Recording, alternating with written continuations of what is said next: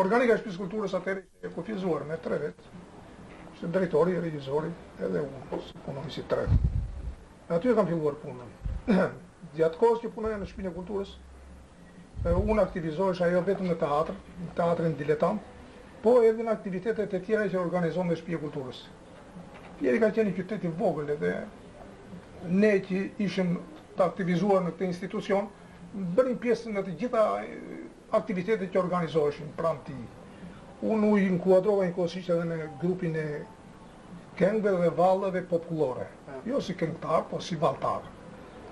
Bile kam një fotografi të asaj periudhe, ku kemi shkuar në festivalin e parë kombëtar të këngëve dhe vallëve popullore.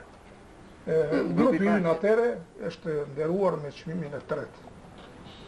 Po krahas këtij aktiviteti, që ishte për mua një aktivitet sekondar, ishte aktiviteti teatrit. Unë merrja pjesë së bashku me shokët e mi në të gjitha çaqet që organizonte Shtëpia e Kulturës në drejtimin e Llazar Beris si regjisor.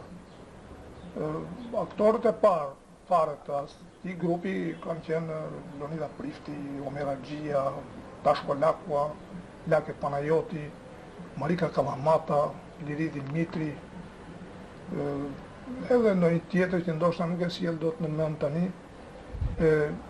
Ne kemi filluar të lozim që në fillimet e punës tonë si aktor, disa drama me pesh për kohën.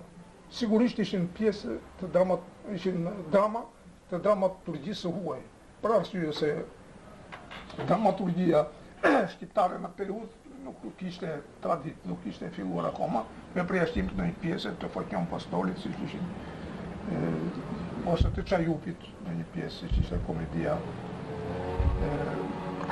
Pas vdekjes, ose Lule e kujtimit e Foqion Postolit. Kështu që për herë parë janë vënë pjesë të autorëve të huaj.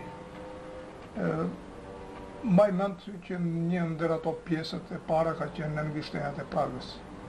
Ishte një pjesë me origjinë çeke, çekoslovake, një autor çek.